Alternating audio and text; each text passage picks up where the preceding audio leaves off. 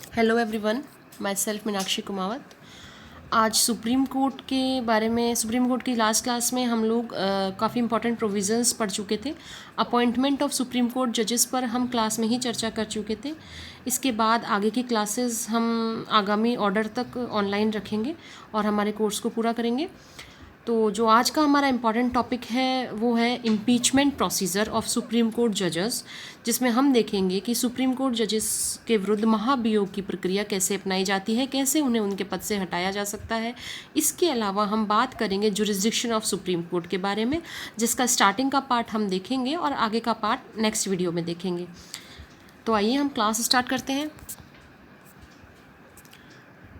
सबसे पहले हम बात करते हैं सर्वोच्च न्यायालय के न्यायाधीशों के विषय में जो प्रमुख प्रावधान हैं उनके टेन्योर के बारे में, यानी कि उनके कार्यकाल के संदर्भ में। टेन्योर के बारे में हालांकि क्लास में मैं आप लोगों को पढ़ा चुकी हूँ, फिर भी इम्पॉर्टेंटली आप थोड़ा सा देख लीजिए।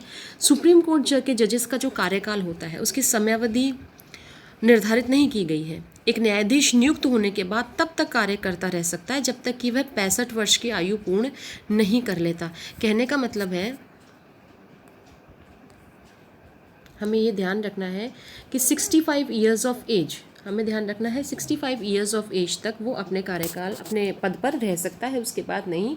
इससे पूर्व वह अपनी इच्छा से राष्ट्रपति को संबोधित अपने हस्ताक्षर सहित लेख द्वारा अपने पद को त्याग भी सकता है। ये भी मैंने आपको क्लास में बताया था कि अगर वो चाहे तो वॉलंटरी सस्पेंशन कर सकता है, अपना स्वेच्छा से वो अपना त्यागपत्र दे सकता है, उसे अपने पद से वो त्यागपत्र दे सकता है और उस त्यागपत्र को वो संबोधित किसे करेगा? राष्ट्रपति को, और जिसकी तुरंत सूचना वो किसको देगा? लोकसभा अध्यक्ष को। इसके संदर्भ में एक इंपॉर्टेंट केस लॉ मैं आपको बताना चाहूँगी, union of India versus Gopal Chandra Mishra 1978 supreme court. इस मामले में सुप्रीम कोर्ट द्वारा ये हेल्ड आउट किया गया कि एक भविष्य लक्ष्य त्यागपत्र, यानी कि एक प्रोस्पेक्टिव जो त्यागपत्र होगा वो उसको प्रभावी होने से पूर्व अर्थात स्वीकृत होने से पूर्व कभी भी वापस लिया जा सकता है।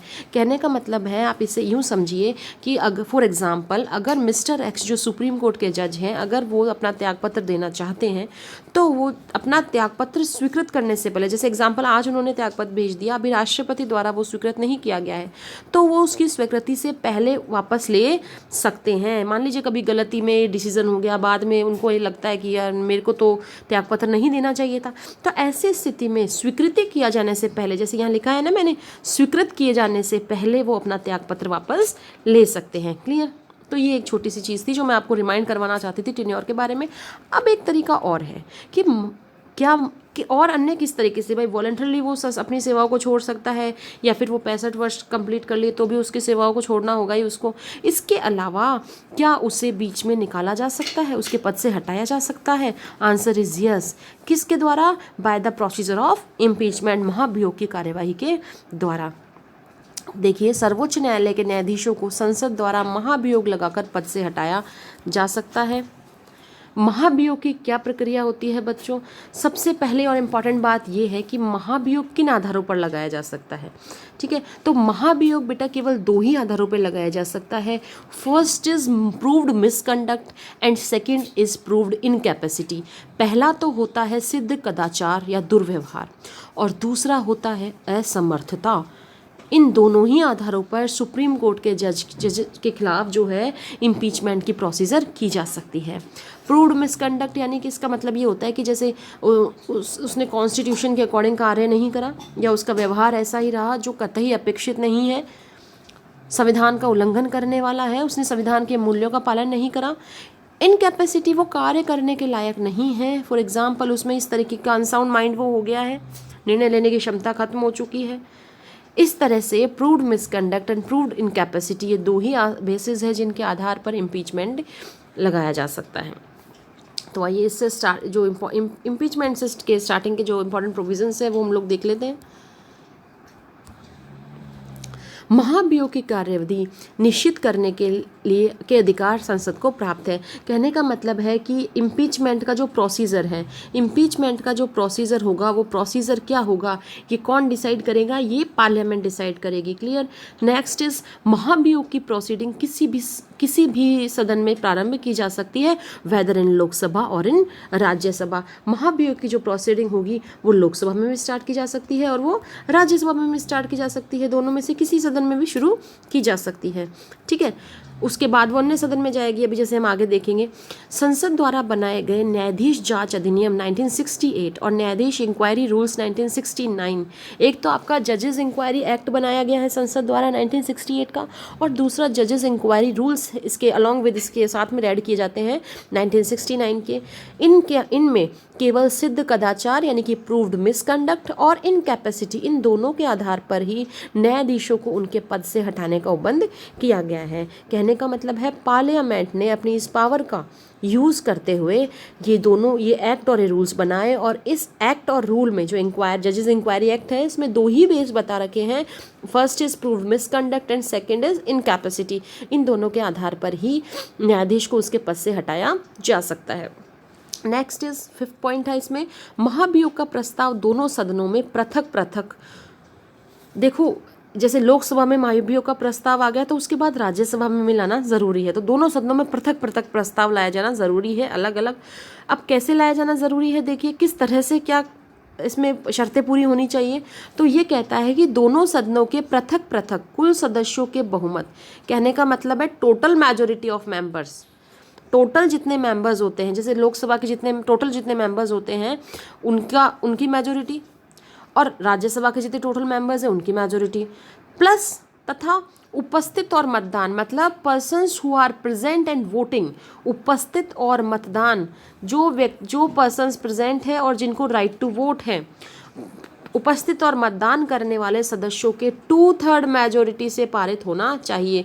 यानी कि इसमें दो कंडीशंस है बेटा, दोनों ही सदनों में पृथक पृथक, तो हर सदन के जो टोटल कुल सदस्य है उनकी मेजोरिटी से, उनके बहुमत से, प्लस तथा उस सदन में, जैसे लोकसभा है तो लोकसभा में, और या फिर राज्यसभा है तो राज्यसभा में, तथा दोनों ही सदनों में ना, दोनों सदनों पे लागू हो रहा है, तथा प्रत्येक सदन के उपस्थित और मत देने वाले सदस्यों के 2/3 बहुमत से, यानी कि जितने प्रेजेंट हैं उनके तो 2/3 और जितने प्रेजेंट हैं और जिनको राइट टू वोट है उनके 2/3 मेजोरिटी से पारित होना चाहिए। देन समझ में आ गई बात, क्या पहले तो कुल सदस्यों का बहुमत जितने टोटल हैं उनकी मेजोरिटी से होना चाहिए, प्लस जितने प्रेजेंट है और जिनको राइट टू वोट है उनकी भी 2/3 मेजोरिटी आवश्यक है। तो ये शर्त दोनों ही सदनों में पूरी होनी चाहिए। क्लियर। फिर आगे कहता है ये इम्पीचमेंट का प्रस्ताव जो प्रपोजल है एक ही सेशन में पारित होना ज़रूरी है। ये ध्यान रखने की बात है कि इम्पीचमेंट का जो प्रोसीजर है वो एक ही सत्र में पूरा होना चाहिए। ऐसा नहीं कि एक सदन में अभी हो गया फिर सत्र समाप्त हो गया और अगले सत्र में फिर दूसरे सदन में हुआ, ऐसा नहीं होना चाहिए, वो बीच में ब्रीच नहीं होना चाहिए। इसीलिए ये शर्त ज़रूरी है कि महाभियोग का जो प्रपोजल है वो एक ही सेशन में पास हो। नेक्स्ट, महाभियोग के समय संबंधित न्यायाधीश को अपने समर्थन में पैरवी करने का पूर्ण अवसर है। कहने का मतलब है हम क्या बात कर रहे हैं यहाँ पर, हम बात कर रहे हैं यहाँ पर राइट टू हियरिंग की। ठीक है बच्चों, कहने का मतलब है जिस न्यायाधीश के विरुद्ध महाभियोग की कार्यवाही चल रही है उस न्यायाधीश को भी तो सुनोगे ना, उस न्यायाधीश को भी सुनवाई का मौका दिया जाएगा, तो उसको अपनी बात रखने का मौका दिया जाएगा और वो अपने समर्थन में पैरवी भी करवा सकता है। इसके बाद समावेदन यानी कि जो प्रपोजल है राष्ट्रपति, देखो बेटा दोनों सदनों से वो पास हो गया, लोकसभा से हो गया, मान लो पहले लोकसभा में हुआ फॉर एग्जांपल, है ना, उसके बाद राज्यसभा में भी हुआ। भाई लोकसभा में तो जितने कुल सदस्य हैं लोकसभा के उनके बहुमत से और दो उपस्थित और मतदान करने वालों के 2/3 बहुमत से पास होकर आ गया। फिर वो कहाँ आएगा, राज्यसभा में आएगा। फिर राज्यसभा में भी जो कुल सदस्य हैं उनके बहुमत से प्लस उपस्थित और मत देने वाले सदस्यों के 2/3 मेजोरिटी से पास होगा। जैसे ही दोनों सदनों से पास हो जाता है उसके बाद ये किसके समक्ष रखा जाएगा, राष्ट्रपति के समक्ष रखा जाएगा। तो और राष्ट्रपति उस आधार पर उस न्यायाधीश को पदच्युत करने का आदेश देंगे, यानी कि उस न्यायाधीश के आदेश देंगे जिस दिन वो बस राष्ट्रपति के साइन हुए और उसी दिन से वो उस पद से हटा हुआ माना जाएगा। तो ये क्या थी आपकी महाभियोग की प्रक्रिया, प्रोसीजर ऑफ इम्पीचमेंट। एक बार दोबारा से इसे अपन थोड़ा सा रिवाइज कर लेते हैं। क्या होगा, महाभियोग की प्रक्रिया, आप केवल सुन लें मुझे, है ना, या तो मैंने आपको पढ़ा दिया। महाभियोग का प्रोसीजर जो होगा बच्चों वो एक ही सेशन में होगा। क्लियर। दोनों सदनों में से किसी में भी आप प्रपोजल को शुरू कर सकते हो, वेदर इन लोकसभा और वेदर इन राज्यसभा।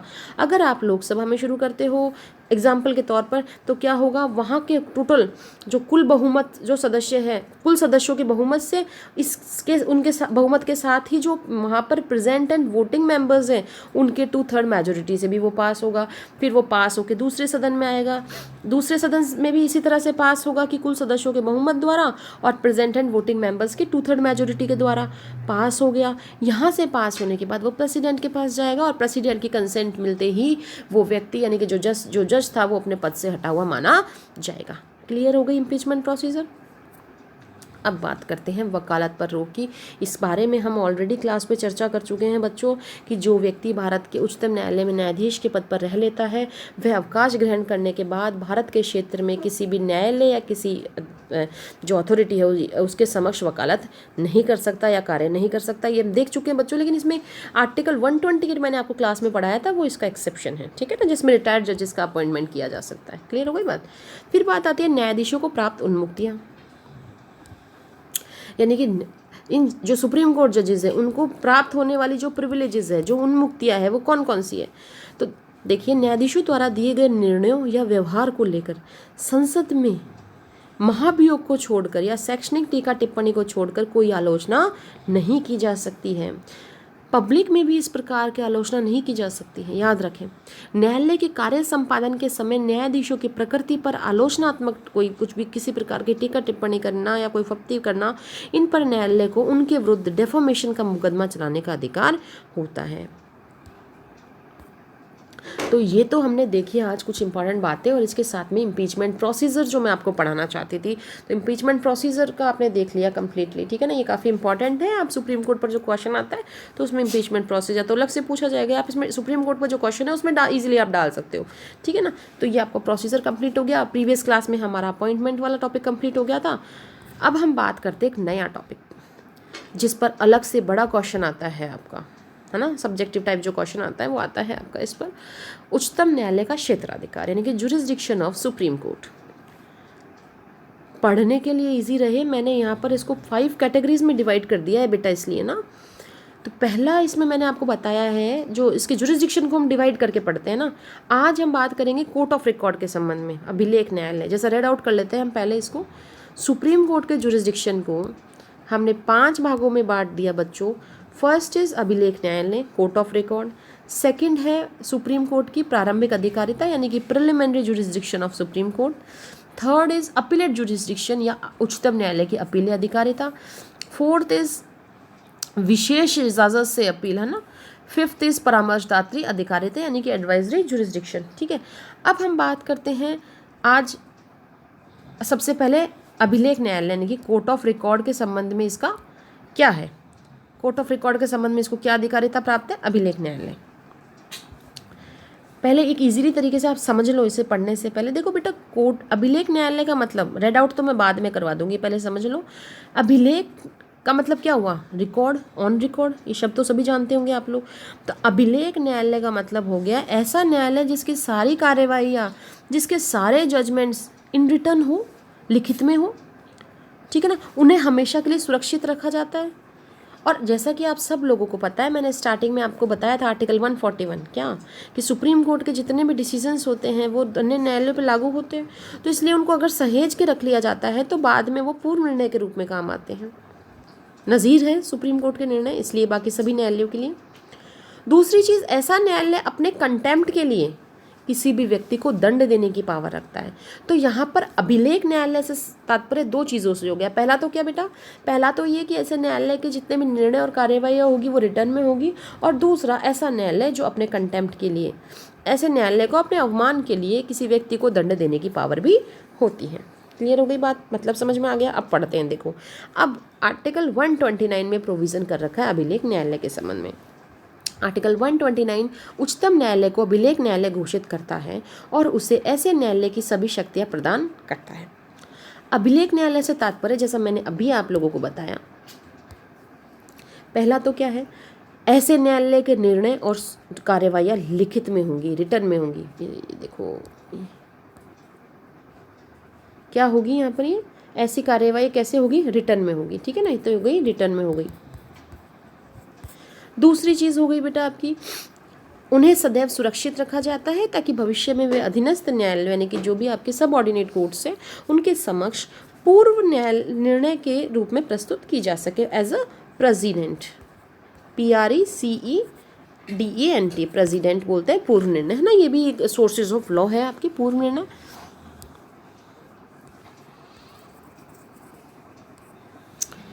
दूसरा,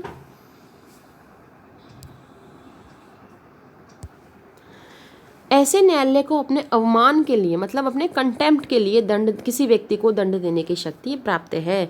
कंटेम्प्ट मतलब जैसे अभी हम आगे देखेंगे, फिलहाल आप इतना समझ लो, जैसे कोर्ट की जो निर्णय है, उनकी डिक्री है, कोर्ट के आदेश है, उनको उनकी पालना नहीं करना, चाहे वो सिविल कंटेम्प्ट हो या क्रिमिनल कंटेम्प्ट हो। भी हम आगे इसको और भी विस्तारित रूप से मैं आपको इसको बताती हूँ, डिस्क्रिप्टिव करती हूँ। ठीक है, तो आपको समझ में आ गया अभिलेख न्यायालय किसे कहेंगे। दो चीज़ें, जिसके रिटर्न जो निर्णय और कार्यवाही है वो रिटर्न में हो, और दूसरा जो अपने कंटेम्प्ट के लिए दंड देने की पावर रखता हो। फिर हम बात करते हैं न्यायालय अवमान अधिनियम 1971। देखिए ये जो कंटेम्प्ट एक्ट है आपका 1971 का, उसके अनुसार न्यायालय अवमान दो प्रकार के होते हैं। एक तो होता है सिविल कंटेम्प्ट और दूसरा होता है क्रिमिनल कंटेम्प्ट। फर्स्ट तो क्या होता है बेटा, सिविल कंटेम्प्ट।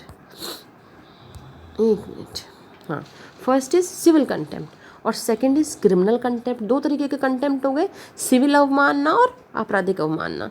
अब सिविल अवमानना का क्या अर्थ होता है? सिविल अवमानना का अर्थ है बेटा, न्यायालय के किसी डिक्री, निर्णय, आदेश, निर्देश, रिट या किसी अन्य प्रक्रिया की जानबूझकर उल्लंघन करना या अवज्ञा करना, या न्यायालय को दिए हुए किसी वचन की जानबूझकर पालना नहीं करना। मतलब न्यायालय ने अगर किसी प्रकार की कोई डिक्री जारी करी है, कोई निर्णय दिया है, कोई ऑर्डर दिया है, कोई डायरेक्शंस दिए हैं, कोई रिट इशू करी है या कोई अदर प्रोसीडिंग, आप उन सबको जानबूझकर उनकी उल्लंघना कर रहे हैं, आप उनको फॉलो नहीं कर रहे हैं, तो आप किस चीज़ के दोषी हैं? आप सिविल कंटेम्प्ट के दोषी हैं। ठीक है, फिर हम बात करें आपराधिक अवमानना की यानी कि क्रिमिनल कंटेम्प्ट की। तो क्रिमिनल कंटेम्प्ट का अर्थ है ऐसे विषय के प्रकाशन से है, चाहे वो मौखिक हो चाहे वो लिखित हो, या ऐसे कार्यों को करने से है जो न्यायालय की निंदा करते हो, या ऐसी प्रवृत्ति वाले हो, या उसके जो उसके या फिर उसके प्राधिकार को कम करने वाले हो, या ऐसी प्रवृत्ति वाले हो। कहने का मतलब है जो न्यायालय की निंदा करते हो या फिर निंदा करने वाले हो। ठीक है ना, ऐसी मंशा रखते हो कि निंदा की जाए, किसी ना किसी तरीके से कोई सहायक कार्य करके निंदा की जाए, या फिर उसके प्राधिकार को, न्यायालय की अथॉरिटी को कम करने वाले हो। ठीक है ना, तो उसे हम क्या कहते हैं? आपराधिक अवमान यानी कि क्रिमिनल कंटेम्प्ट। न्यायालय पर प्रतिकूल प्रभाव डालने वाले हो। दूसरी चीज़ कैसे हो सकते हैं? आपराधिक अवमान कैसा हो सकता है? न्यायालय पर प्रतिकूल प्रभाव डालने वाला हो, अपोजिट किसी ना किसी तरीके का बिल्कुल एकदम गलत प्रभाव डालता हो, या न्यायिक कार्यवाहियों में बाधा डालने वाले हो, या ऐसे नेचर के हो या किसी ऐसे ही नेचर के हो कि भाई जिनसे बाधा डालना आशयित हो। लेकिन कुछ एक्सेप्शंस आपको इसमें देखो मैंने नीचे लिख रखे हैं कि किंतु निम्नलिखित कार्य या प्रकाशन न्यायालय का अवमान करने वाले नहीं समझे जाएंगे। जैसे निर्दोष प्रकाशन व उनका वितरण। जैसे मान लीजिए आपका इंटेंशन गलत नहीं है और आपने किसी बात को पब्लिश कर दिया, आपको लगता है आपकी राय में वो सही है, तो फिर आप दोषी नहीं होंगे। दूसरी चीज़, न्यायिक कार्यवाही की रिपोर्ट का सही और उचित प्रकाशन भी न्यायिक कार्यवाही की रिपोर्ट का अगर आप सही और उचित प्रकाशन करते हो तो भी आप आपराधिक अपमान के लिए दोषी नहीं हो। न्यायिक कार्यवाहियों की उचित आलोचना, अगर आप उनका फेयर क्रिटिकाइज करते हो, उनको फेयरली क्रिटिकाइज करते हो, तो then you are not liable for this criminal contempt. अधीनस्थ न्यायालयों के न्यायाधीशों के विरुद्ध की गई ईमानदारीपूर्ण शिकायत, ये भी आपराधिक अवमान में के अंतर्गत नहीं आती हैं। अगर आपको लगता है कि अधीनस्थ न्यायालय का कोई न्यायाधीश ईमानदारी कुछ गलत कर रहा है तो आप उसके विरुद्ध शिकायत करते हैं, तो ये आपराधिक अवमान नहीं माना जाता। इसके अतिरिक्त न्यायालयों की गुप्त बैठकों की कार्यवाहियों की रिपोर्ट का सही व उचित प्रकाशन अगर आपने किया है तो भी आप क्रिमिनल कंटेम्प्ट के दोषी नहीं हैं। Is it clear about civil contempt and criminal contempt? देखिए, एक इम्पॉर्टेंट बात हम यहाँ डिस्कस करेंगे, न्यायाधीशों को भी अपने न्यायालय के अवमान के लिए दंडित किया जा सकता है। ध्यान रखिए, अगर कोई न्यायाधीश स्वयं भी अपने न्यायालय का अवमान करता है तो उसे दंडित किया जा सकता है। अब बेटा यहाँ पर लास्ट हम 3 बहुत इंपॉर्टेंट केस लॉज का डिस्कशन करेंगे। फर्स्ट जिसमें ऐसे है दिल्ली न्यायिक सेवा संघ वर्सेस गुजरात राज्य। तो जो दिल्ली न्यायिक सेवा संघ वाला मामला है वो आपका 1991 का है। यहाँ पर जो एक्चुअल में इस मामले में गुजरात राज्य के नाडियाद नगर में 25 सितंबर 1989 को एक ऐसी घटना घटी थी जो न्यायपालिका की स्वतंत्रता और निष्पक्षता पर एक क्वेश्चन मार्क लगाती है। 1989 की बात कर रही हूँ मैं। वहाँ पर जो था कि स्थानीय पुलिस अधिकारियों ने जो किसी मुकदमे को या किसी निर्णय को लेकर गुजरात राज्य के नाडियाद तहसील के जो मुख्य न्यायिक मजिस्ट्रेट थे श्री पटेल, उनसे नाराज़ थे। उनको गिरफ्तार करके उन्होंने क्या करा, उन पुलिस अधिकारियों ने वो जो श्री पटेल थे उनको गिरफ्तार कर लिया। गिरफ्तार करके मजिस्ट्रेट को बहुत मारा पीटा, बलपूर्वक शराब वगैरह पिलाई, हथकड़ियाँ लगाई उनको, और उनको सब जगह घुमाया। उन्होंने पैदल ही घुमाया रास्ते, और पैदल अस्पताल तक लेके गए। उनकी फ़ोटोज़ वगैरह ये क्लिक कर ली, और यह आरोप लगाया कि मजिस्ट्रेट ने राज्य के कानून के उल्लंघन में शराब का सेवन किया है। पुलिस इंस्पेक्टर ने इसी दशा में उनकी फ़ोटो भी खिंचवाई, जो देश भर के जो न्यूज़पेपर्स थे बेटा उनमें भी पब्लिश हुई। इस दुर्घटना से, दुर्घटना ही कहेंगे ऐसी स्थिति को, तो इससे क्या हुआ कि न्यायपालिका की गरिमा को बहुत गहरा आघात पहुंचा।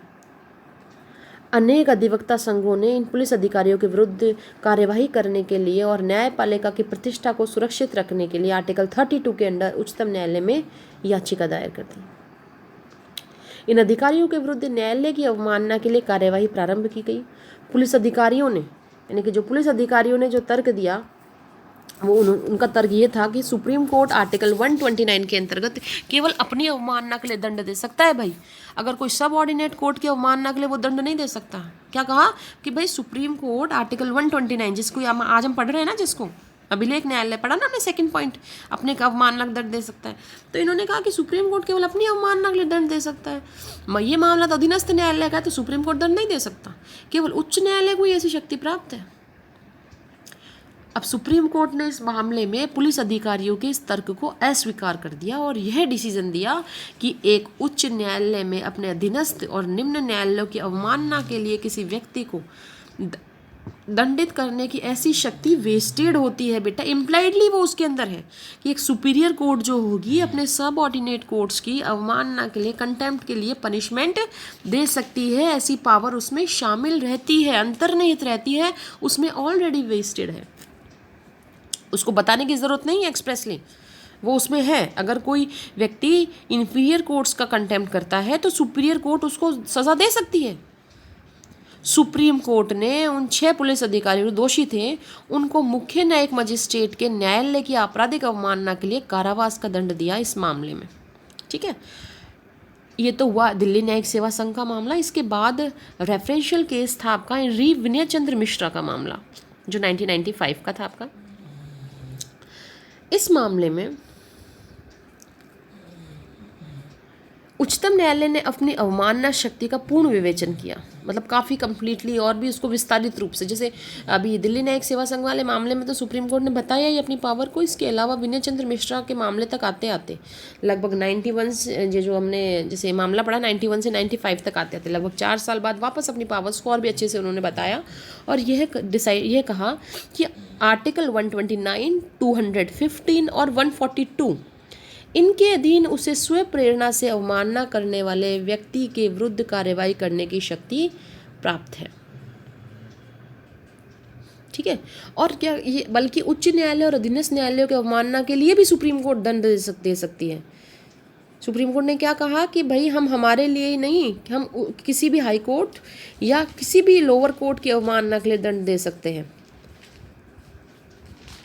इसके बाद ये तो उसने अपनी शक्ति को विस्तारित रूप से बता दिया विनय चंद्र मिश्र के बाद में।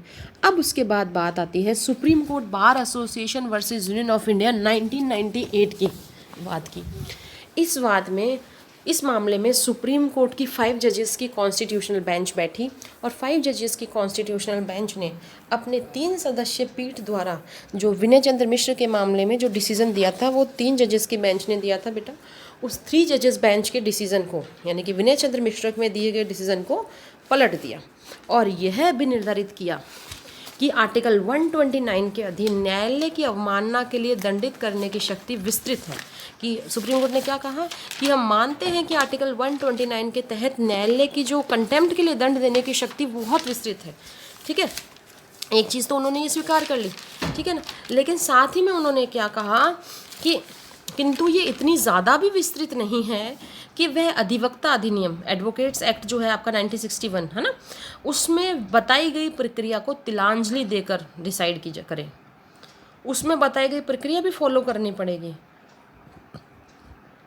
भाई, उसको सुनवाई का अवसर भी देंगे, जो भी उसमें एडवोकेट्स एक्ट में प्रोसीजर बता रखा है उसको फॉलो करना पड़ेगा। तो सुप्रीम कोर्ट ने क्या कहा कि ये इतनी भी विशद नहीं है कि यह एडवोकेट्स एक्ट 1961 में बताई प्रक्रिया को तिलांजलि देकर यह निर्धारित कर सके कि कोई अधिवक्ता वैयक्तिक आचार का दोषी है या नहीं।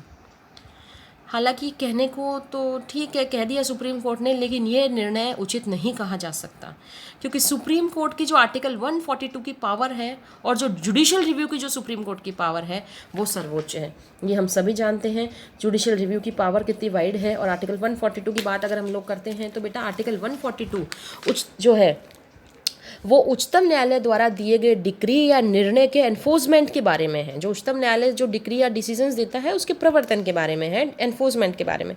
सुप्रीम कोर्ट के समक्ष आए वादों या मामलों में सुप्रीम कोर्ट का यह कर्तव्य भी है कि वो उस वाद या मामले में कंप्लीटली जस्टिस करे।